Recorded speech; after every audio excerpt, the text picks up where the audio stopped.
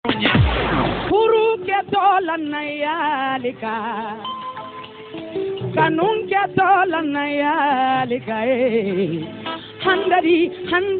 ilalan Dambaka killing, Sebaka killing, Pama killing, Tira killing, Joe killing, Chong killing. Mais je voudrais simplement dire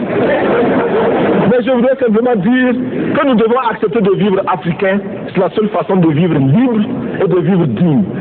Je vous remercie, Monsieur le Président. La patrie ou la mort, nous vaincrons.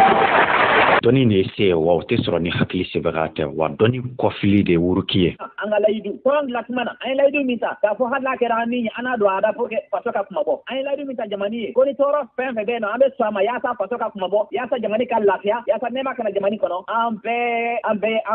ye layidu min ta awa an bɛɛ o layidu ka jɔn de ye ka jɔ maya kɔrɔ an caman bɛ maya bɔ hɔrɔnya in n'a fɔra ko anw ka ta a tacogo yɛrɛ la an b'a ye ko doni de parce que si réellement l'égalité intellectuelle est tangible, l'Afrique devrait, sur des thèmes controversés, être capable d'accéder à la vérité par sa propre investigation intellectuelle.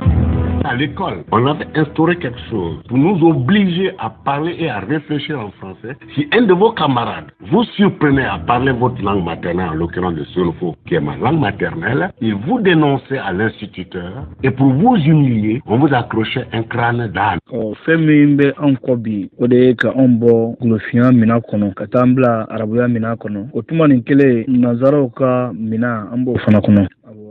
ala ye chugo no ye sungu mari fo ango ye uluka ye chugo la ambe ba moloma de nola bomba moloma minuka nyanamaya ye chugo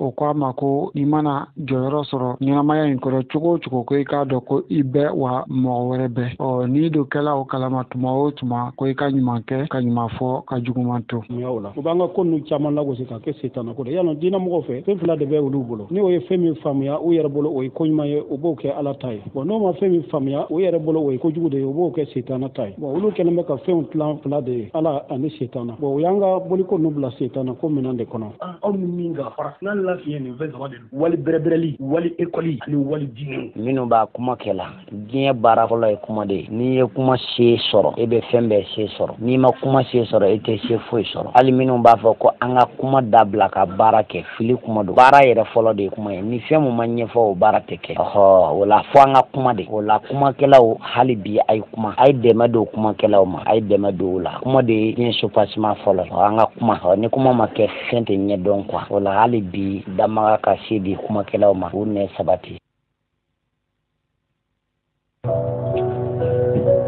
ngoni faso ko iri wampaya wara falen la po itraure da melam nyomulu sembe ko jampa jugo siri lende to aungama ala ni shitane flabe kaje auna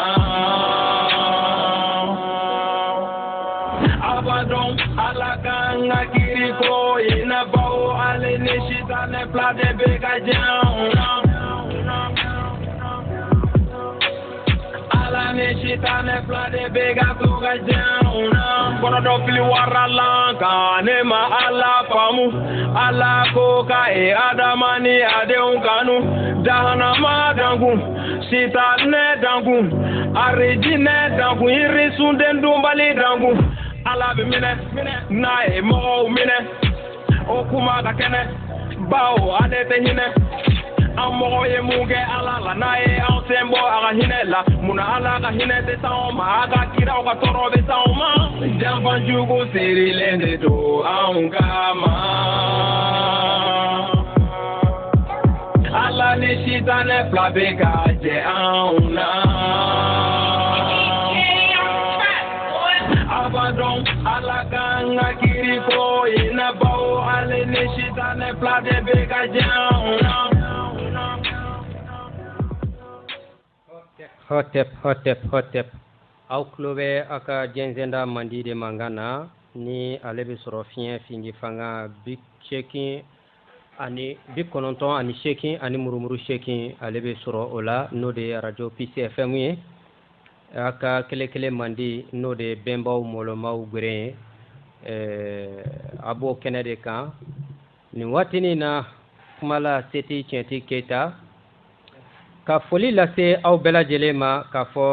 an tun bɛ ɲɔɲɔli la kalo kelen ɲɔgɔn na o tɛmɛnen kɔfɛ sa bi kɛnɛlon an nana émission daminɛ a ka émission molomaba in min bɛ kɛ kɛnɛlon n'o ye samedi o samedi tumaren kelen baro de don a bɛ kɛ ka bɛn 18h 19h kɛ samedi o samedi kɛmɛtiw ka émission don émission min ni bi na golofindenw ni golofinnakaw ani mɔgɔya yɛrɛ mako bɛ o la kosɛbɛ o la an ye ɲɔgɔn sɔrɔ kɛnɛ kɔnɔ bi k'a fɔ k'a kun kɛra fama ye k'a ma kɛ ɲinɛ ko bi an ye ɲɔgɔn sɔrɔ kɛnɛ kɔnɔ an bɛ foli lase mɔgɔ minnu bɛ k'an lamɛn Simali la n'o ye direct ye radio kan an bɛ foli lase olu ma Mali kɔnɔ ani Mali kɔ kan o kɔfɛ an ka foli bɛ ka lase minnu bɛ k'an lajɛ kafa kɔgɛ kan n'o de ye Facebook ye o la n'i y'a mɛn i ɲɔgɔnna gɔngɔnturu i sen fila de bɛ duguma o la an ka senko la Dramane Tangara an ka foli bɛ a ye ka taa se senko la ɲɔgɔnsɔrɔ goma ma Maze Cɛmusi Makun an ka foli bɛ a ye ani Amuziz Fakoli Dunbuya k'a fɔ an karamɔgɔ Nama Dunbuya ye k'a fɔ ko Sonko Mari ka lafiya di ka fariw segin a yɛrɛ ma ale ma kɛnɛ sɔrɔ ka sabu kɛ a fariw jɔlenba tɛ ten bi o la an bɛ foli lase Nama Dunbuya ma fo Sikɔrɔni Banko o tɛmɛnen kɔfɛ an bɛ foli lase an ka maakɔrɔw ma n'o de ye minnu ye nin sira in daminɛ ka sira in bɔ joona kɛ anw ɲɛ n'o de ye Dunbi Fakoli Sira Musa Dunbuya fo ka taa se an ka maakɔrɔ ma Ba Yɔrɔ Sidibe o kɔfɛ ka foli kɛrɛnkɛrɛn Mali donso bɛɛ farafinna donso bɛɛ tɔgɔ la n'o de ye an ka gberetigi Isif Toloba fo Bayangara k'a fɔ ko siga foyi t'a la a nɔ yera wa k'u ka taa ma ko fo an ka taa an ka kannabila sɔrɔ ko fo an ka yɛrɛtigiya sɔrɔ ko kɛlɛ in bɛ o de nɔfɛ yɛrɛɲini kɛlɛ de don mɔgɔ ɲini tɛ yɛrɛɲini boli dun ale ni kɔnɔna juguya tɛ bɛn fiyewu o la ka Baba Moribo Gindo fo Faransi o tɛmɛnen kɔfɛ an bɛ segin ka na an ka kumabɔ in kɔnɔ ka foli lase Kolokoto Imhotep ma k'a fɔ ani sɛnɛ kɛnɛ kɔnɔ an ba karamɔgɔ Banfɛlɛlɛ setigi Tiɲɛtigi Keyita an ka nanke n ka foli bɛ ni lamɛnbaga bɛɛ lajɛlen bɛɛ tulo b'a la k'an ka senko la an ka technicien Dramane Tangara k'a fɔ k'an ka senko la ɲɔgɔn sɔrɔ Goma Maze Cɛmusi Makunu ani Amuziz k'o fɔ an karamɔgɔba Nama Dunbuya ka nɔgɔya da k'a ye ko Sonko Mari ka fari jɔ ka a kisi bilandɔ jugu ma o tɛmɛnen kɔ karamɔgɔ y'a fɔ cogo min na an tun bɛ laɲɔɲɔli la n'o ye sɛgɛrɛ fiɲɛbɔ kalo kelen ɲɔgɔn na nin ye a tatɔ y'a bila yɔrɔ la tuguni o la an bɛ bi le 7/5 mois 2022 2022 mai kalo o tile 7 an b'o de la o bɛ bɛn kɛmɛti san wala san 6258 a kalo 10 na n'o ye paninɛti ye o tile 23 an b'o de la bi o la an karamɔgɔ k'an ka kuru mɔlɔmaba in kuru min tɔgɔ dara émission yɛrɛ la le chemin des ancêtres méritants Bema Mɔlɔmaw Gore o kuru kantigi Buwatu Ture an b'a n'a kɔrɛ fɔ Espagne an karamɔgɔ ba bɛ tigiya damila an ka foli b'a ye k'an ka cɛmɔgɔ hakilima Bakari Konate fo f'a sigiyɔrɔ la Kalaba o tɛmɛnen kɔ k'an ka cellule de communication mɔgɔw fo Magan Tarawele Jama ni Fajigi Tarawele n'u baarakɛɲɔgɔn bɛɛ lajɛlen k'an karamɔgɔ Moriba Yadara fo an karamɔgɔ ba Mande Gwen Kɔgɔjida la Karanfa Adama Jabate k'a bolo kɔrɔtalen don sanga bɛɛ ani tuma bɛɛ ayiwa an karamɔgɔba ka bɔ Laginɛ Siri n'o ye Mamutu Koteba Kamara ye an ka foli b'a ye karamɔgɔ Koteba Kamara Sori Malega Kaba bɛ sigiri Dafaja Amadi Sila bɛ yen Kamajan Kamara an ka foli b'u bɛɛ lajɛlen k'an ma ɲinɛ mɔgɔ si kɔ koyi siga t'o la k'u bɛɛ k'u wasa don tɔgɔ fɔlen ninnu na k'a fɔ ko an bɛ kɛnɛ kɔnɔ karamɔgɔ an bɛ kɛnɛ kɔnɔ siga t'a la yani an ka don an ka kumada yɛrɛ kɔnɔ bi karamɔgɔ bi kumada in ye kumada kalanki de ye yani an ka don a kɔnɔ ko an tɛ sɛgɛn an tɛ ɲinɛ an ka donso foli la siga t'a la ka f'u ye ko dansɔgɔ bɛ su la tɛ ɲɛnama la ko dan t'o la ko cɛbɔ da ye yɛrɛbɔ ye ni yɛrɛbɔ tɛ fila ye ni yɛrɛ di kɔni tɛ fila ye an ka donso n'u ye kelen kɛ k'an kisi jugusagoya ma k'an kisi arabu ala ni a ka mɔgɔw ka lajɔnyali kura ma siga t'a la o turu jɔnjɔ dɔ ye an ka donso n'u ye wala ka karamɔgɔ Toloba n'a ka cɛdenw bɛɛ bolokɔrɔta k'o foli sama ka se farafinna donso bɛɛ lajɛlen ma o tɛmɛnen kɔ k'an ka nantigiw fo siga t'o la ka a f'u ye ko an ka wa ma dɛ ko fɔ a ka dɔn ne ko maaya ko fɛn tilata tɛ wa a tɛ tɔnɔmada fana jamana ka souveraineté a tɛ tɔnɔmada ko kanabila tɛ fɛn ye fɛn bi tɛrɛmɛ liberté k'a fɔ ko n bɛ yan nin ne fɛ a la n bɛ nin bila a la o t'ale la wa fisiri fana tɛ n'o ye cadeau ye k'a bɛ di mɔgɔ ma ni mago b'a la i b'a ɲini wa e de b'a bolomaya fana o de kama émission générique la i yɛrɛ b'a fɔ ko maaya doni ka girin farafin bilama ma o ye tiɲɛ ne bon ni mɔgɔ jafura ka ban e bɛ siran maaya hɔrɔnya yɛrɛ de yɛrɛtigiya souveraineté de e bɛ siran a ɲɛ de quoi o de la karamɔgɔ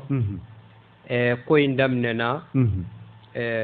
Faransi ni a jɛnkuma ɲɔgɔnw fɛ ka kɔrɔ n'o ye Sama diinɛ mɔgɔw ye silamɛya diinɛ mɔgɔw ye yɔrɔ Faransi ale tɛ taa yɔrɔ la n'a ma donda ɲini siga kɔni t'o la kunu Faransi nan'i sigi k'i miiri ne ko n bɛ Mali janfa cogo o cogo a b'a ka gɛlɛya Zena komi fɔlɔ la n donna da dɔ in fɛ k'u minɛ k'u coloniser n'o ye silamɛya ye n ka segin ka don da kelen in fɛ donc Faransi sɔrɔla ka don silamɛya da kelen in fɛ ka na firintawuli kɛ tuguni jamana kan maya doni k'a fɔ a tɛ da mɔgɔ dɔ kun walima i b'a kalifa mɔgɔ dɔ la ko kɔfɛ bilen k'e bɛ se ka na tuguni k'i ka maya o t'o d'e ma bilen bari o ye e kelen ka i yɛrɛ di o ma de k'i yɛrɛ latɛmɛ o ka sira fɛ o la o kɛlen tuma min na a nana ye k'a fɔ an ka jamana kɔnɔ mɔgɔ caman faso ye fasodenw lajɔ min kɔrɔ n'o de ni bin kɛra jamana kan fasoden ka jɔ ka kɛ kelen ka binkanikɛla kɛlɛ kɔnɔna jugu ani kɔkana jugu jamana kundɔnkili ni o hymne national o ma faamu jamanadenw fɛ kosɛbɛ kosɛbɛ. Si l'ennemi découvre son front le président au dehors debout sur la rempart a bɛ fɔ ten ne o la dɔw bolo ko k'olu ka maya k'u bɛ se k'o kalifa dɔ ma o dugu caman an filɛ nin ye gɛlɛya min bɛ an ka donsow kan bi ani gɛlɛya min bɛ an ka nantigiw kan bi sɔrɔsiw kan bi o de ye dugu minnu yɛrɛ latɛmɛ jadisiw fɛ ko bɛnkan sɛbɛn n'anw ko a ma ko sɔnkan sɛbɛn ka sɔn olu ka jate la maya kanabila kungo ka bon olu ma olu ye fɛɛrɛ min sɔrɔ k'u yɛrɛ di siɲɛ kelen k'u yɛrɛ tɔnɔmada siɲɛ kelen k'u yɛrɛ di i b'a fɔ sagamɔnɛ olu bolo ni olu y'o kɛ hinɛ de bɛna k'olu la ko an b'a fɔ cogo di i mago bɛ fɛn min na sunkaloma kɔnɔ ni sunkalo la n'i y'o sɔrɔ sunkaloma kɔnɔ o tɛ a bannen yan donc jadisiw y'a ye aw ka dugu nana a yɛrɛ di anw ma ko bɛnkan o la an b'aw ka dugu kɛ boucler ka se ka jamana tɔ kɛlɛ o de gɛlɛya bɛ yen donc ni nantigiw taara bi k'a fɔ k'u bɛ yen bɛɛ kɛlɛ jamana yɛrɛ sariya la dugu o dugu ye bɛnkan kɛ ani jadisi cɛ a bɛɛ ye jadisi de mɔgɔ tɛ bɔ mɔgɔ la ayiwa karamɔgɔ Tangara kibaruya dumanba dɔ bɛ yen an bɛn'o tɛ an ka Mande masa bolo ale k'o lase Aywa karamɔgɔ. Karamɔgɔ. Aywa an tulo b'i la an karamɔgɔ. Aywa Tangara. Aywa bɛrɛ y'a magan. Karamɔgɔ. Fereke bɛ de fan fɛ ou a bɛ ne de fan fɛ. Allo karamɔgɔ. Karamɔgɔ bɛrɛ magan Keyita. Allo. An tulo b'i la. Aywa bɛrɛ y'a magan an tulo b'i la. Allo karamɔgɔ. Ayiwa tɛ se k'a kan ka weleli kɛ. Walima Fereke bɛ gwelen yɛrɛ la. Fereke bɛ karamɔgɔ an tulo b'i la. Ayiwa karamɔgɔ. A tɛ segin ka weleli kɛ. Dalafoli mun bɛ yen an kɔni t'i fɛ ka bila an karamɔgɔ ɲɛ n'o ye Bɛrɛ Magan Keyita ye. Ale ka o kibaruya duman lase an bɛɛ lajɛlen ma ɲɔgɔn fɛ. Karamɔgɔ an tulo b'i la. I ni jɔ. Ka jɔ sabati ka to a ma. Anba Keyita. Allo. An tulo b'i la. N dɔgɔ an tulo b'i la. Allo. An tulo b'i la. An tulo b'i la. Ni kɔmasegin b'i bolo. Karamɔgɔ. Allo.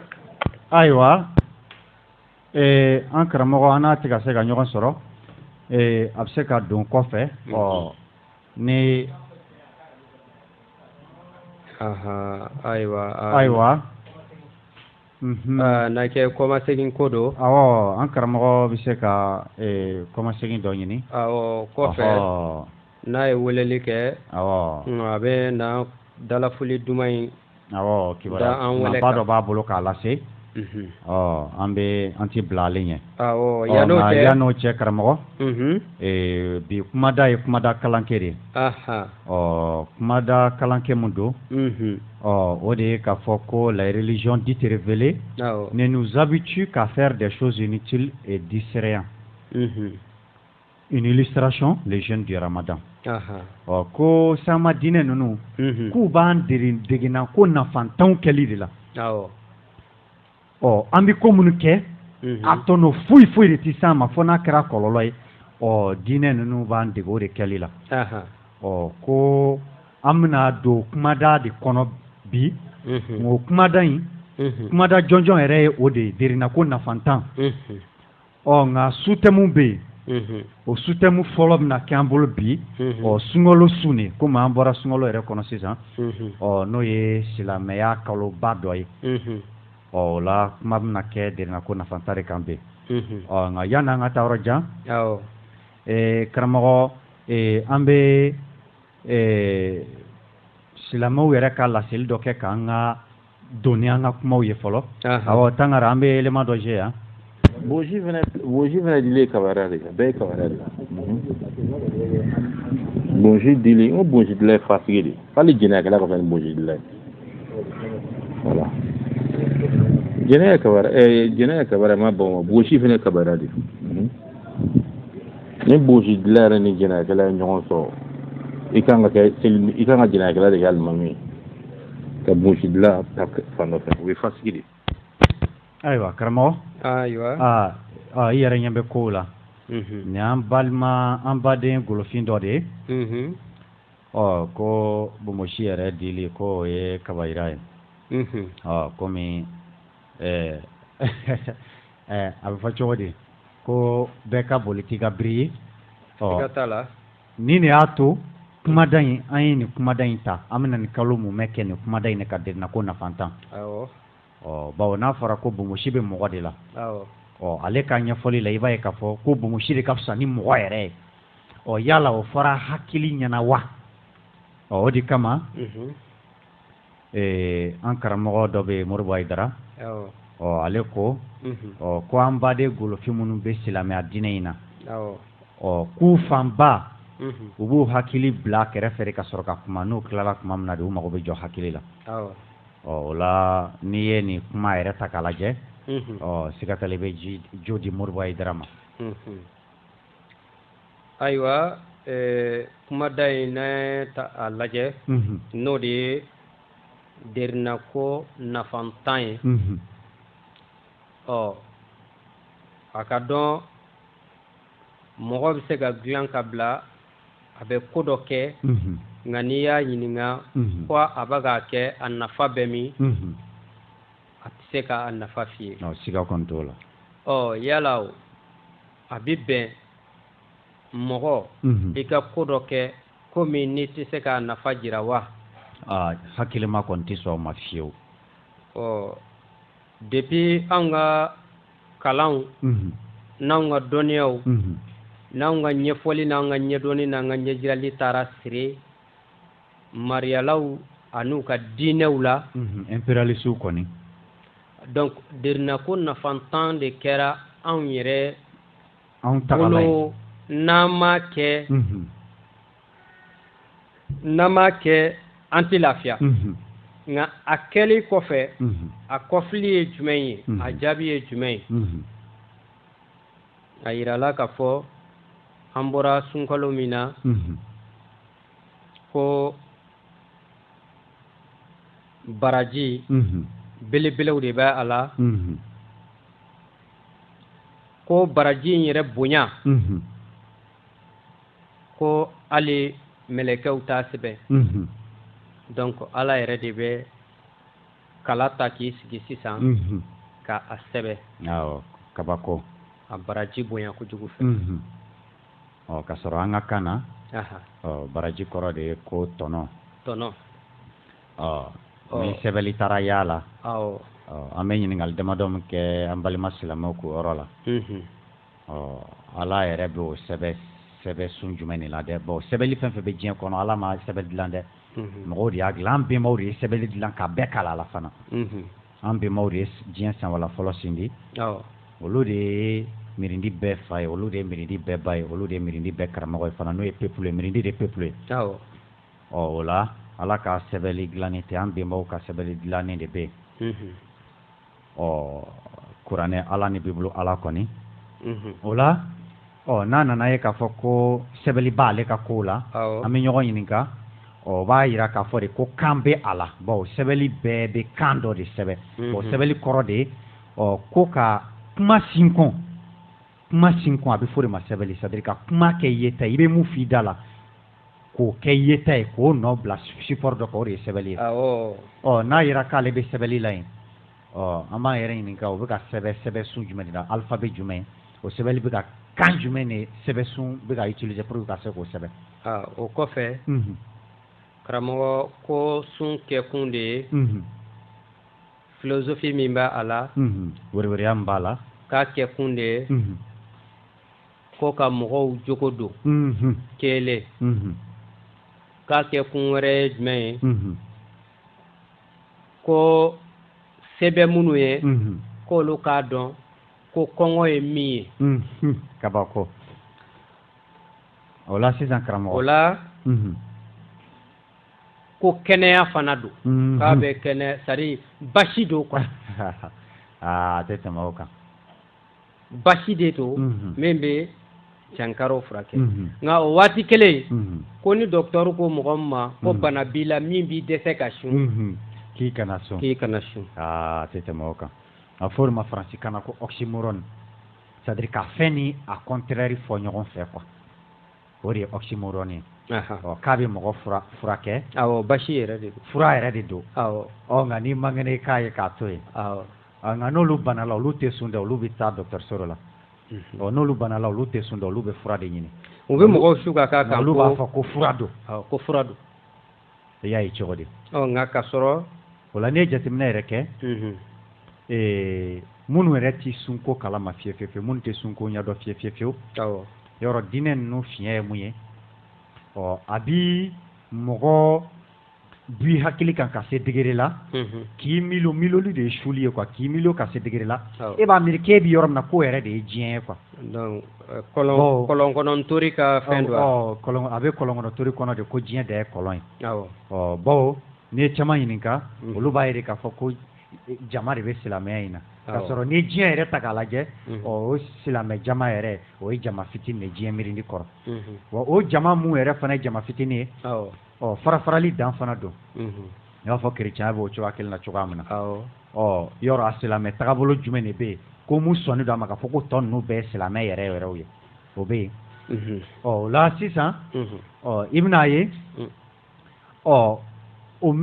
kunfɛ miirina kelen in dɛ a fɔ ma ko onirisme onirisme de c'est l'état mental dans lequel on prend ses désirs ses rêves pour la réalité c'est-à-dire k'i ka sigo i ka i nikanko k'olu bɛɛ miiri tiɲɛ ye a bɛ fɔ de ma en psychologie ni dɔlɔndɔya kɔnɔ ko onirisme wala i bɛna ye k'a fɔ ko sama diinɛ don ko minnu bɛ religion dite révélée ninnu kan silamɛya ni chrétien kan u fanba bɛ kunfɛ miiriyantɛya de kɔnɔ a bɛ se k'a ye cogo di ko fɛn dɔ bɛ yen ko o ye kɛnɛya yɛrɛ de ye c'est-à-dire o ye fura yɛrɛ de ye ka tila ka taa ye tuguni k'o fura tɔw bolo aw bɛ fura wɛrɛ ɲini na k'o fura tɔw bolo aw bɛ ka jɛ o fura ma jangaro dɔ kama bana dɔ kama. Ni i man kɛnɛ ni dɔgɔtɔrɔw ko k'i tɛ se ka sun i bɛ sun to yen ɲɔnɛ ko ni sunna n'i y'i yɛrɛ faga ye yɛrɛ faga su ni sun y'i faga ye yɛrɛ faga su o wagati kelen sun de ye fura ye a tɛ tɛmɛ o kan o tɛmɛnen kɔfɛ an bɛna karamɔgɔ dɔ an balima silamɛ dɔ invité a ka se k'o ɲɛfɔ an ye o bɛ kɛ cogoya min na ka n'a sɔrɔ oxymoron don walima ni mun don o bɛɛ tɛmɛnen kɔfɛ sun yɛrɛminɛ n'o ye karalatu ye ko a bɛ mɔgɔ jogo don k'a bɛ jurumu bɛɛ yafa jurumu ye jumɛn ye jurumu ye e ka kɛta koron mɔgɔ wɛrɛw la o de bɛ jate jurumu ye sisan an ko kungo e kungotɔ in e ka o kungo in e y'o kɛ mɔgɔ min na o nɔ bilali nin bɛ a bɛ fɔ ka sariya da i n'a fɔ n'a ye sariya dilan sariya bɛ hakɛw ɲini k'u lasegin cogo min ka aw pan sariya yɛrɛ kunna sisan c'est-à-dire an ka taa kiriso la kiriso k'a fɔ ko ne ye nin kɛ Kolokoto Imhotep la ne kan ka nin de nɔma segin a ye k'a sabu kɛ n ka ko bɛnbali ye sisan ne ka tile 2 sun ta k'a fɔ kiriso la ye n ko non n ko n bɛna tile 2 sun kɛ pour que o kungo min bɛ ne da la o ka bila o nɔ na juge walima procureur k'a fɔ ko problème t'a la walima juge walima procureur k'a fɛ yen bon i ye Kolokoto Imhotep ka nafolo min ŋanamu i ka kan a ka nafolo segin a ma nka i bɛ kalo 2 sun o b'a yafa donc nafolo in seginni o y'o bɔlen a ma o bɛ se ka kɛ cogo di ko o sun kelen bɛ tila ka jogo ɲɛ o kɔni o ye kabako dan ye i b'a ye k'a fɔ a bɛ mɔgɔ dɛmɛ ka jogo juguya de sɔnjuguya de kɛ kolokolo bari munna i jigi dalen bɛ a kan ko n'i ye kalo 1 sun ka jurumu bi yafa o de kama o dɔrɔn tɛ k'a fɔ a bɛ jogo ɲɛ jogo tɛ foyi ye fo mɔgɔya la anw yɛrɛ ye ko minnu kɔrɔbɔ k'o lajɛ nin ka ɲi ma nin man ɲi ma k'o kɛ kɔlɔlɔ bɛ sɔrɔ nin na ka kɔlɔlɔ bɛ sɔrɔ mun na an y'o wele ko sɔn tɔnɔ bɛ sɔrɔ mun na an y'o wele ko jogo o de kama i bɛna Matika Korondou lajɛ an bɛnbaw ka Korondou Matika Korondou 42 o mun ka kɔrɔ ni diɲɛ Korondou bɛɛ o ka kɔrɔ ni kuranɛ ni Bible ye a bɛna fɔ Korondou fɔlɔ de la ko j'honore la vertu ko n ye jogotigi de a bɛna fɔ Korondou de kɔnɔ ko je réalise avec intégrité ko n bɛ ko kɛ ni tilenbagaya de a bɛ fɔ Korondou kelen de kɔnɔ ko j'avance avec mes propres capacités c'est-à-dire ko n bɛ wurukini yɛrɛ ka senkolaya ye nka nin na e de b'a kɛ Ala b'a yafa e de b'a kɛ sun b'a yafa yɔrɔ kabako dan ye jogo doni i n'a fɔ an bɔra k'a fɔ cogo min jogoyali ye ka bɛn ni mirindi yɛrɛ ka kolakɔrɔsi n'a ka kow lɛ n'a ye nin wara ni ɲɔgɔn cɛ an ka mɔgɔya bɛ dɔ diya an bolo ni nin warala ni ɲɔgɔn cɛ nin bɛ kɛ sababu ye ka turu don an ka mɔgɔya la min bi ka bɛɛ la kolokolo bari mɔgɔ an bɛnbaw ka sara y'a fɔ de ko denmisɛnnin ye bɔgɔ kɛnɛ donc i bɛ jogo don ka kɛɲɛ ni o kurundu min bɛ yen dɛ e bɛ jogo dɔn i ka éducation bɛ dilan ka bɛn n'o de ye walasa an ka to i nana sɔrɔ mɔgɔya dɔ diya min bɛ peuple kɔnɔ yen nɔ o ka to yen ni nɔ o kana bɔ yen donc ka sɔrɔ ka sɔnkolon ɲinɛbɔta minnu bɛ se ka kɛ ka bɛnbaw ni bɛnbaw da o kɛbagaw kan jɔnsa i k'a dɔn ko tiɲɛ yɛrɛ la jama yɛrɛ ka tɔnɔ bɛ fɛn min na ne ye dankari o la o bɛnbaw bɛ dan kan n ka se k'an segin jama ka tɔnɔ nɔfɛ ne bolo ni nin de donna ba la mɔgɔya bɛ ɲɛ i n'a fɔ an bɛnbaw y'a datugu ɲɛnamaya ɲuman kɔni sigilen don o de kan awɔ ka se ka ko minnu kɛli kɔlɔlɔ b'aw kan ka se k'olu matanga minnu kɛli tɔnɔ b'aw kan ka se ka olu lajanko c'est-à-dire k'o don ba la nka n'a kɛra i mana se ka mun kɛ n'i sera ka sun kɔni a bɛ yafa mun y'a kabakoma yɔrɔ ye karamɔgɔ a yirala k'a fɔ sunkalo in bonya yirala dɔ kɛra mun ye k'a dɔn ko kuranɛ jiginna a don su kuranɛ jiginna a don su kuma yɛrɛ ye kabako kumaba ye bon an bɛ kuranɛ mun kɔni ye an bɛ kuranɛ mun dɔn an bɛ ka kuranɛ mun kalan ala ma o livre lama jigin fiyewu ala m'o sɛbɛn mɔgɔw yɛrɛ de y'o sɛbɛn n'a nana ye k'a fɔ k'a jiginna an t'a dɔn o ye jiginni jumɛn ye bon n'a fɔra ko livre kɔni o ye fɛn lajɛlen de ni dun ye kuranɛ dɔ fɔ ta k'a lajɛ fɛn tɛ mun lajɛlen dira mɔgɔw ma mamadu ka ɲɛnamaya kɔnɔ de tuma ni tuma a tun bɛ haya ninnu fɔ mɔgɔw ye ko ala y'a fɔ a ye fɛn min b'o cogoya la ni i y'a fɔ ko livre o bɛ fɛn lajɛlen de ko fɔ a dun livre lama ma di mɔgɔw ma wa mɔgɔw de fana jɛra k'a sɛbɛn fana nka o bɛɛ n'a ta a yirala k'a fɔ ko o jiginna a don kalo in sunkalo in bonya dɔ yirala n'o ye o nana a fɔ o la ko su dɔ b'o kɔnɔ hali n'a y'a sɔrɔ su perepere latigɛ ma sɔrɔ ko latigɛ su o latigɛ su u yɛrɛ ɲumanna ko layilatul kadiri su kuranɛ bɛna mun fɔ an ye ko latigɛ su in k'a ka fusa ni kalo 1000 a bɛna mun fɔ an ye ko a su ko kinsɔn ni sɔlɔmi sanu bɛ jigin kinsɔn n'o ye mɛlɛkɛ ye ko ni sɔlɔmi c'est-à-dire le Saint-Esprit ko olu bɛ jigin ka salamu bila ko fo ka se fajiri kɛnɛ cili ma an ye ɲininkali min k'an baden silamɛw la o la o ye ɲininkali kelen pe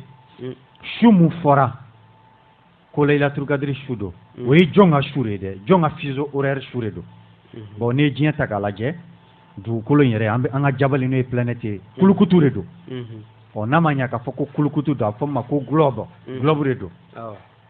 o la i bɛna ye k'a fɔ ko miirijɛnw de bɛ yen i bɛna ye ko dugukolo yɛrɛ cogoya ye mun ye a bɛ tile kankiya kɔnɔ cogoya min na a n'ale yɛrɛ kɔlɔ bɛ cogoya min na c'est-à-dire a forme yɔrɔ dɔ ka su koli ye dɔ ka dugu jɛ wagati ye n'a kɛra ten fɔ fuseau horaire dɔ de ka fɔ an ye k'a fɔ ko nin su in nin fuseau horaire in su o de ye layilatul kadiri su ye bon e b'a fɔ e b'i to bi la e bɛ sisan anw bɛ wula la an fɛ yan an bɛ 18h kɔnɔna la an bɛ 19h magɛn na o waati kelen na an ni dɔ cɛ ye tumari 8 an ni dɔ cɛ ye tumari 9 heure 9 an ni dɔ cɛ ye heure 6 ye o b'a yira k'a fɔ ko dɔ b'a ka fajirida la nin wagati la dɔ bɛ zoro la nin wagati la wa dɔ yɛrɛ bɛ sɔgɔmada la nin wagati la o la ni suko kuma yira k'an k'an jija k'o su sɔrɔ ko n'an y'o su sɔrɔ k'u ye san kelen a tɔgɔ de san kalo 1000 k'i ye o bonya n'o baraji u yɛrɛ ɲuman o daraja sɔrɔ fɔ silamɛw yɛrɛ ka se k'a fɔ an ye fuseau horaire jumɛn su don dugukolo fan jumɛn jamana jumɛn walima sigiyɔrɔ jumɛn su o de don bawo e bɛ k'a fɔ wagati min na ko su o b'a sɔrɔ dɔ kan b'o ma de a sigiyɔrɔ la ko tile n'a kɛra ten a dun fɔra de k'u bɛ jigin ko su kelen de fajiri mana se k'u bɛ salamu de bila kinsɔn ni sɔlɔmisani ko fo ka se fajiri kɛnɛ cili ma o b'a yira k'a fɔ u bɛ u mana sare su kelen jumɛn don o dɔrɔn tɛ kabako y'a la dɛ dɔw jamana dɔw bɛ yen nɔ olu bɛ kalo 6 kɛ su dɔrɔn de la dɔw bɛ kalo 3 kɛ u bɛ su dɔrɔn de la dɔw b'o o tuma kelen kɛ u bɛ tile dɔrɔn de la ɔ sisan peut-être a bɛ sɔn ka kɛ minnu bɛ kalo 6 in kɛ su la a bɛ sɔn ka k'olu ka su ye ɲɔnɛ a kɛ ka di ka tɛmɛ olu de ta ye ka tɛmɛ su bɛ falen anw minnu fɛ yan nɔ ka taa normal la mun na quoi awɔ bon karamɔgɔ bon a jogo ko in fanfɛla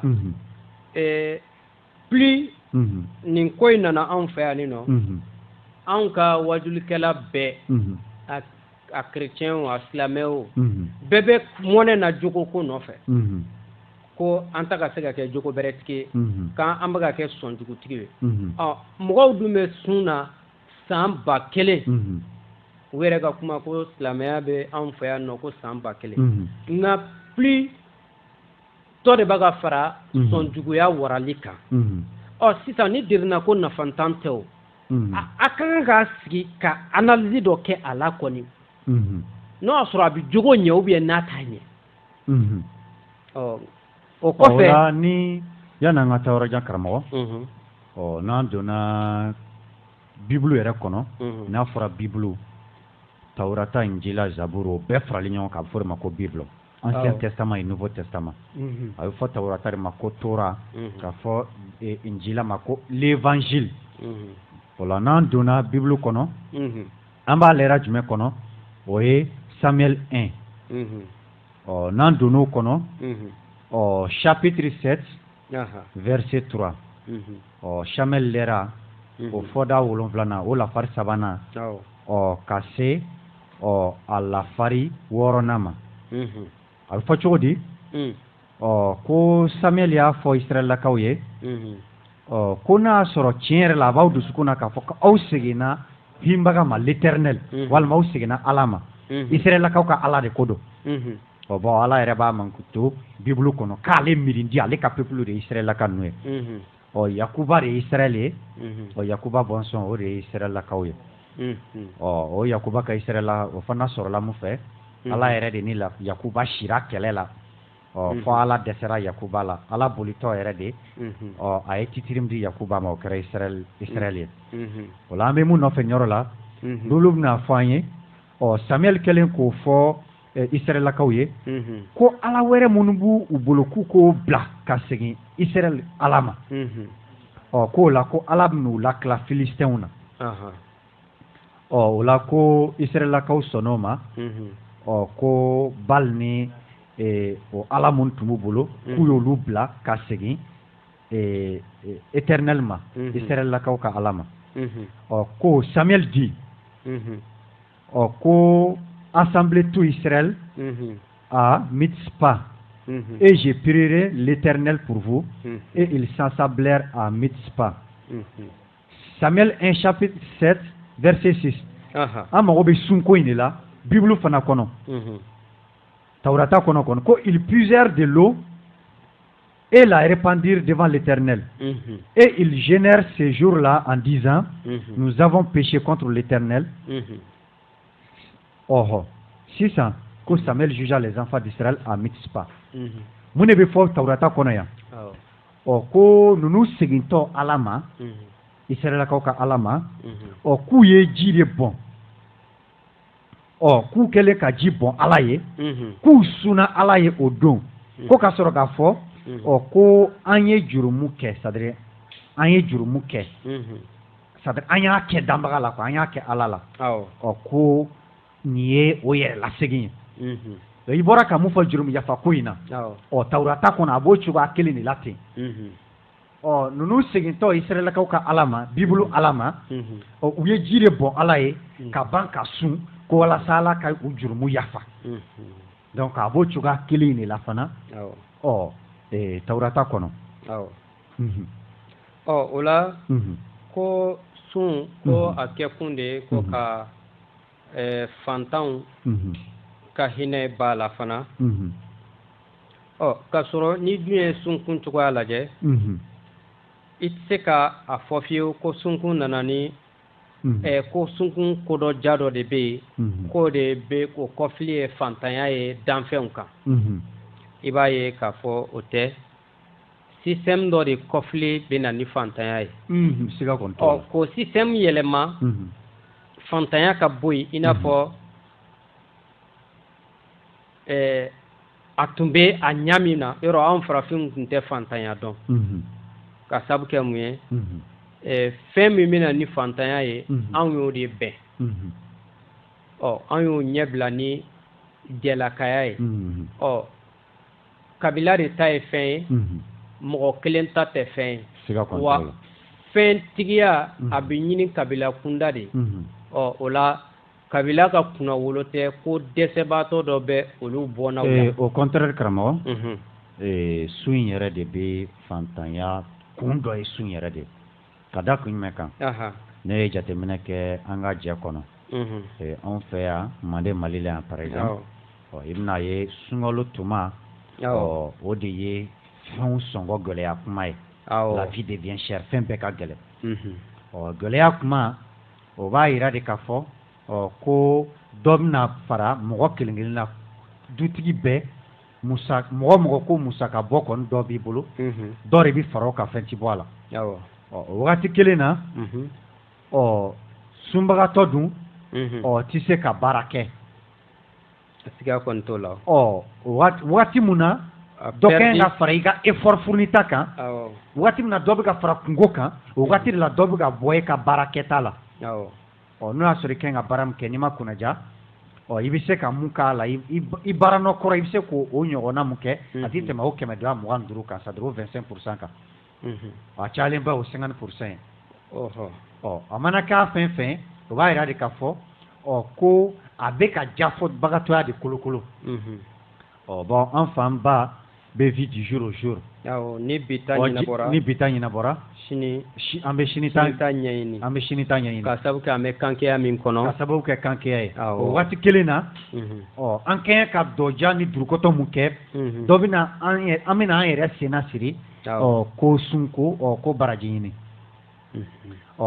n'o y'a sɔrɔ o baraji a bɛ se ka sunkalo musaka ta i tun b'a fɔ ko ko tɔnɔ dɔ b'a la nka a tɛ ye a dɔnnen tɛ garanti tɛ mɔgɔ si bolo k'a fɔ ko n ye mun kɛ bi walima n ye mun kɛ kunun ko o minɛna i kɔni b'a kɛ ten i b'a kɛ ten a minɛ n'a minɛbali t'o dɔn nka kɔlɔlɔ min kɔni b'i kan o bɛ kɛnɛ kan donc i bɛna ye k'a fɔ i ye fantanya ko min fɔ yɔrɔ fantanya ye kankɛya dɔ kɔfili n'o tɛ fantanya tɛ sunkun kɔnɔ wa o kankɛya kɔfili dɛ a sinsinna dɔ dɛ o de ye nin n'a ɲɔgɔnnaw ye ka mɔgɔw distrait c'est-à-dire nous faire oublier l'essentiel bon hali ni i seginna ka don bibulu kɔnɔ tuguni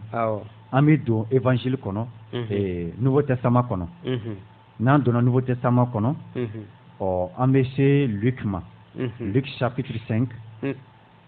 verset 31 à 35 n'an donna Luc kɔnɔ ni ye Jésus ni a ka mɔgɔw ka kuma ɲɔgɔnya ye a fɔra Luc kɔnɔ chapitre 5 verset 31 ko Jésus ye kuma ta k'a ko ko ce ne sont pas ceux qui se portent bien qui ont besoin de médecins mais les malades ko kɛnɛbagatɔw mago tɛ dandalila la médecin na furakɛlila la ko banabagatɔw de mago bɛ a la ko ne ma na mɔgɔ tilennenw jurumu yafali kama ko ne nana jurumutɔw de jurumu yafali kama fɔ cogo wɛrɛ la mɔgɔ kungotɔw kungo labinni de kama yɔrɔ nin ye kabako dan ye mɔgɔ dɔ ka na diɲɛ kɔnɔ k'o nana mɔgɔw jurumu yafali yɛrɛ de kama o la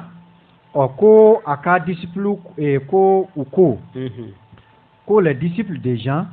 comme ceux des pharisiens jeûnent fréquemment et font des prières tandis que les tiens mangent et boivent ko janga disciples janga kalandenw ko i b'a fɔ pharisiens bɛ cogoya min na k'olu bɛ sun ka seli tuma bɛɛ mais k'e ka mɔgɔw kɔni k'olu bɛ dumuni kɛ tuma bɛɛ u bɛ ji de min ko Jésus ko ko aw bɛna se k'u bila ka sun cogo di ko k'a sɔrɔ mɔgɔ ma se somayɛlɛmaw la i b'a fɔ cogo di ko cɛ somɔgɔw ka sun a muso ka sun cogo di ka sɔrɔ cɛ ma san fɔlɔ a bɛ mun fɔ Luc chapitre 5 verset 35 que les jours viendront où l'époux leur sera enlevé alors ils gêneront en ces jours-là ko don min na cɛ bi sa ni muso cɛ sara muso yɛrɛ ni a cɛ fɛmɔgɔw k'olu bi sun bon i bɛ nin ta ka da i ɲɛkɔrɔ sisan ni kɔrɔ jumɛn bɛ nin na dɛ karisa sara an ka sun bon karamɔgɔ fɔ n'aw karamɔgɔ y'o ɲɛfɔ an ye n'o tɛ fɔ n'o o kɛra ka sun ka yafa ɲini awɔ a mana ni y'a danbaga fɛ sa ala fɛ sa kɛ awɔ a mana k'a fɛn fɛn ye mɔgɔ b'i yɛrɛ ɲininka e ɲɛnama c'est-à-dire e ma se ka mun kɛ ni e fɛmɔgɔw ka sun de bɛna se k'o kɛ o bɛ kɛ i bɛ dɛmɛ a tɛna kɛ nin ye dɛmɛni sira ye o bɛ kɛ nka tuma gunna an bɛ a lajɛ ka kɛnɛmamɔgɔw ta dɔɔnin ayiwa an karamɔgɔ an bɛna segin k'an karamɔgɔ wele ale ka se ka dalafoli mun bɛ yen ayiwa dalafoli mun bɛ yen karamɔgɔ Tangara i b'an bilasira fɔlɔ n ko ni fasokɔn rewanfaya wara falen lafo i Tarawele Danbɛlɛ an bɛ ɲɔgɔn bolo fɛn bɛɛ ko janfa Tangara ayiwa karamɔgɔ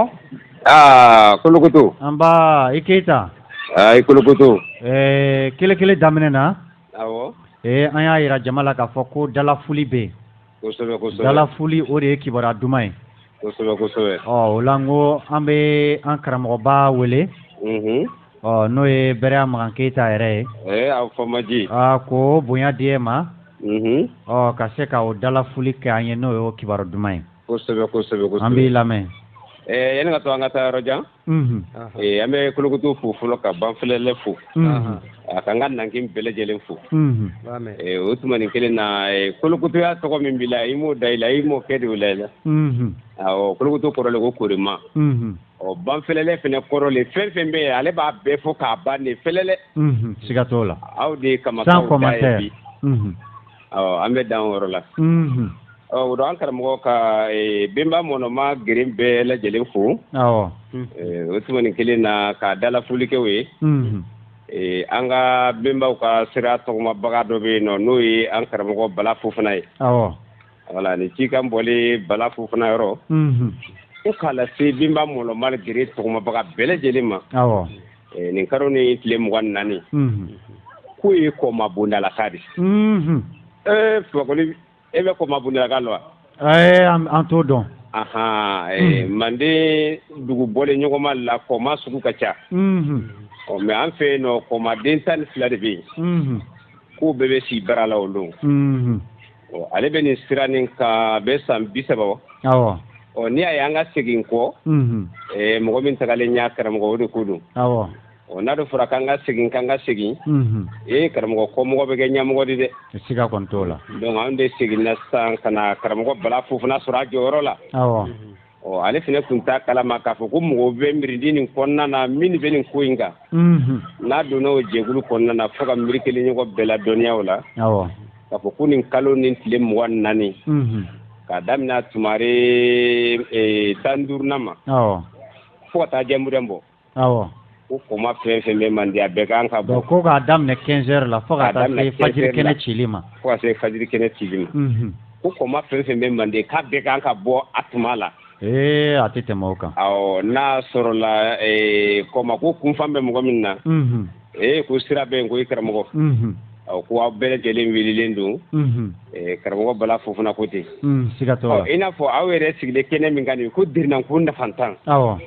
an tɛ an ko filɛ sa ka nafama dɔ lajɛ siga kɔni t'o la bawo yiri dilan m'ale k'a fɔ k'an ka miiri ka an ɲa ko n'an tiɲɛ k'olu ta ka ɲakulu sama kama don na siga kon to la o na mena yi san ba kelen ni kuke ko do la ma fen soro kama don na e karamo antan ko fle siga to la jango mu ya mone mayoro e u yɛrɛ bɛ tilen k'a fɔ an ye ko silamɛya ma faamu ne a dun tɛna faamu san 1000 ani kɔjan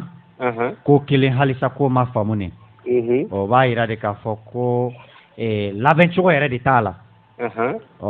yɔrɔ ɲɛnamaya dun ye mun ye a bɛ fɔ ten ko bɛɛ funu kuma i ka sɔgɔmada ye kosɛbɛ kosɛbɛ n'a ma ɲɛ k'a fɔ ko golofin dɔw bɔra a kalama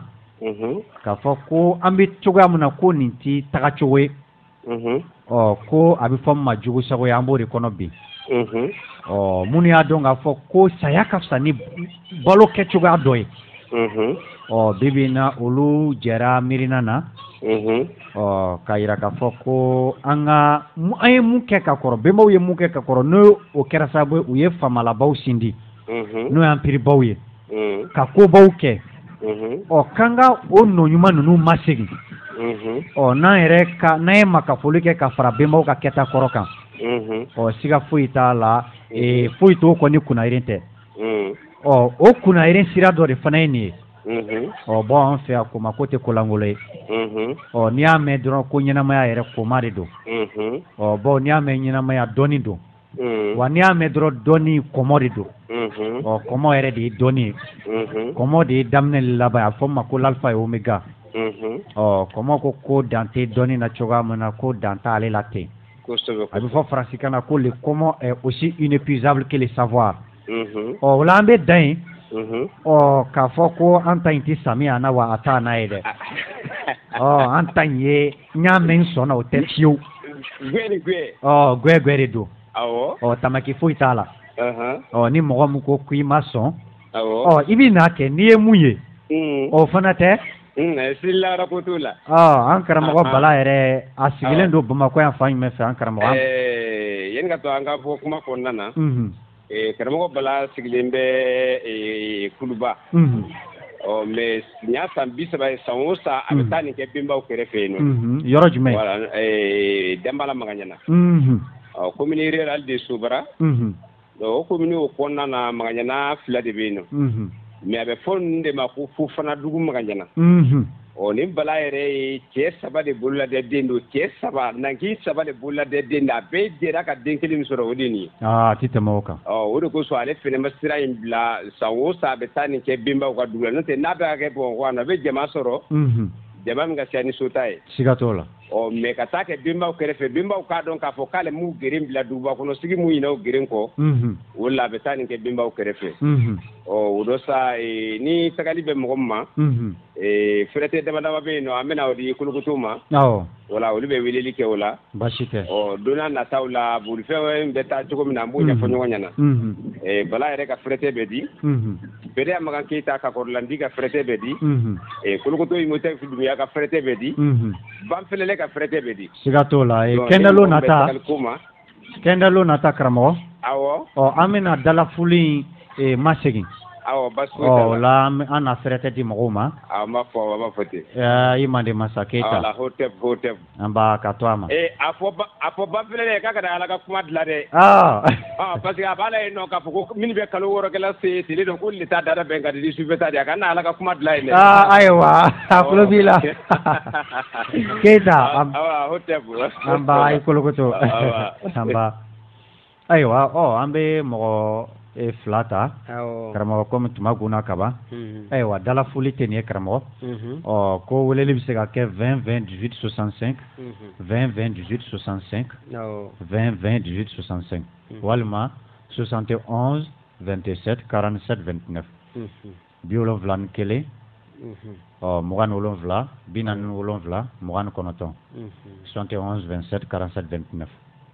ayiwa ni mɔgɔ min ye weleli kɛ an bɛ ɲɔgɔn sɔrɔ kɛnɛ kɔnɔ ko dɔ bɛ nɛgɛ la walima fɛlɛlɛn b'i bolo commentaire bɛ critique ko dɔ bɛ nɛgɛ la ayiwa an karamɔgɔ ye ni sɛnɛ kɛnɛ kɔnɔ aw ni jɔ ka to a ma ayiwa i b'i kan yɛlɛ ale tagara an ka foli bɛ a ye halisa sira bɛ yen.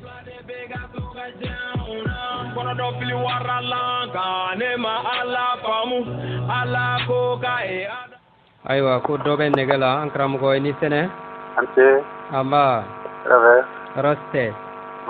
Anba ayiwa karamɔgɔ an b'i lamɛn. Ala tuyo an fɔ. I n'a fɔ aw ye min fɔ sisan. Kungo la. N'an ma miiri sun. I hakili ka fɛn dɔ de ye. Ka sun. I n'a fɔ a jirala siraw la cogo min na. Parce que ko dɔ natɔla de fɔraw ye. Donc sunɔ ka o de kunbɛn. Ko dɔ. Karamɔgɔ. Kumadan in i y'a lamɛn wa? Kuma bɛ ka émission yɛrɛ kumada ye mun ye thème yɛrɛ mun ye i y'o faamu wa? Ne tun bɛ k'a lamɛn o. I bɛ kuma thème kan ni critique min b'i bolo makitili min b'i bolo an ko kumada ye mun ye ko diinɛ ninnu silamɛya ni chrétienya k'a bi an dege derina ko nafatanw kɛli de la.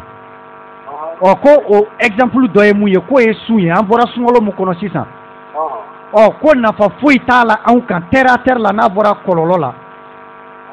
Nafa mun bɛ se ka fɔ a la dɔrɔn o ye mun t'i ye fiyewu wa mun tɛ se ka sɛgɛsɛgɛ. Ni e ma sɔn o ma i bɛ na n'o dalu de walima n'i bolo o fana don i bɛ na ni dalu wɛrɛ ka fara an ta kan. Dɔw la. Ne kɔni ka yɛrɛ la. Nafa kɔni kan ka sɔrɔ a la.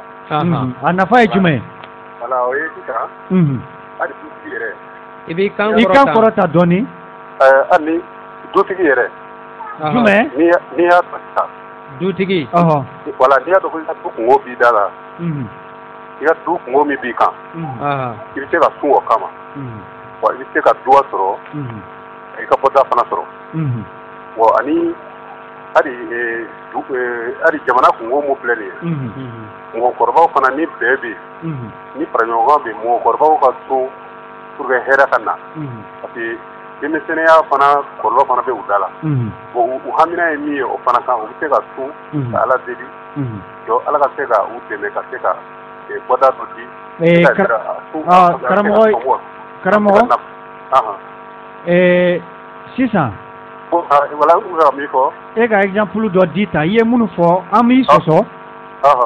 E ka exemple dɔ di tan cas concret dɔ di k'a fɔ ko i b'a fɔ sisan n'an ye exemple ta Mali kan. Lama la sa k'a fɔ ko kungo mun binna Mali kan yɔrɔ a ma dogo. Yala su de y'o wuli yan walima su de bɛ se k'o wuli yan. Voilà sisan parce que problème min ye. N'i bɛ su sisan. Walasa mɔgɔ k'a dɔn ko e ye Alamɔgɔ ye. Ayi o ko tɛ quoi karamɔgɔ. Non parce que u ye sun kɔrɔ min fɔ sisan. Awɔ o yɔrɔ faamu na. N'i y'a i n'a fɔ k'a i yɛrɛ kɛ Alamɔgɔ ye sisan. Ayi o ko tɛ o. O de b'a sɔrɔ a nafa bɛ dɔgɔya quoi. Bon sisan yɔrɔ e tɛ i yɛrɛ jira ko mɔgɔw k'e dɔn. I y'a min kɛ ka Mali ka nin fereke in wuli i bɛ se k'o fɔ an yan. I n'a fɔ ka jumɛn min kɛ ka Mali ka fereke wele. Fereke min bɛ Mali da la sisan. O i n'a fɔ o problème. Parce que o kɔlɔlɔ ye caman ye min ye. Ayi sun jumɛn de sera ka kɛ k'o lawuli. Sun i n'a fɔ n'i ko ka sun kɛrɛnkɛrɛn. I n'a fɔ e y'a fɔ cogo min na quoi. Sun ma fɛn dɔ wuli a la dɛ. I n'a fɔ e y'a fɔ cogo min. Ayi sun ma foyi tɛ wuli a la k'a fɔ ko sun de y'a lawuli. Ne ka faamuya yɛrɛ sun m'a lawuli dɛ. Sun ma foyi lawuli a la. Ayi k'a wuli ka bɔ an kan de ko. I n'a fɔ ni sun ye dɔ bɔ a la quoi. Awɔ. Bon ma o yɔrɔ ye dɛ. Ayiwa. O kɔfɛ ani jumɛn i bɛ se ka exemple wɛrɛ di yan k'a fɔ ko nin ko in kɛra tan su de ye o fana wuli. O yɔrɔ parce que ni an ko an bɛ taa o yɔrɔ kɔnɔna na. A bɛ gɛlɛya kosɛbɛ. Parce que o kɔni mais n'i y'a bɛ i n'a fɔ u ye kuma laban yɔrɔ min na. Mɔgɔ n'i bɛ sun i n'a fɔ n ye kuma daminɛ yɔrɔ min na ani n ye kuma laban yɔrɔ min na. N'i bɛ fɛ ka yira ko e de ye Alamɔgɔ ye. Bon o kuma dɔrɔn kɔrɔ foyi tɛ o la. Bon n'o kɛra i yɛrɛ kan ka i ka Ala ko kan ka i ka denmisɛnninw ni mara ka ɲɛ dɛ. I bɛna olu tiɲɛ parce que u ɲɛ bɛna don mɔgɔ la u man kan ka u ɲɛ don maa min na. Ayiwa karamɔgɔ weleli diyara n ye an y'a faamu. I bɛ sira di mɔgɔ wɛrɛ ma tuma gunna an ka foli b'i yɛrɛ ye kosɛbɛ. tuma guna kaba aywa aywa karamo ame foliw kɛ e b'i ka kuma kundo kumaw kɛ an karamɔgɔ Dramani bɛ nɛgɛ an karamɔgɔ bɔra ka weleli kɛ sisan an bɛ a fɔ kosɛbɛ ka lamɛnbaga bɛɛ lajɛlen fɔ ka yira an baden golofɛnw na ko an kan tɛ ɲɔgɔn ma k'an bɛ fɛn kelen de ma k'an mɔgɔ ɲinina tɛ k'an yɛrɛ ɲinina de don siga t'a la bi i b'i ka fɛrɛtɛ di fɛrɛtɛ ye 71 27 47 29 o ye ne Kolokoto Imhotep Dunbiya ka fɛrɛtɛ ye o la dɔrɔn kuma laɲini ye mun ye ko minnu labɛnna ka n'a fɔ an ye yɔrɔ ne yɛrɛ ye dɔ ɲininka sunkalo kɔnɔ k'a to sun na n ko bon n ko sun nafa ye k'a fɔ ne ye tan terre à terre fɛn ma sɔrɔ k'a fɔ ko n'a bɔra baraji ko la ne y'a ɲininka n ko yala baraji i ye joli sɔrɔ kun o b'a sɔrɔ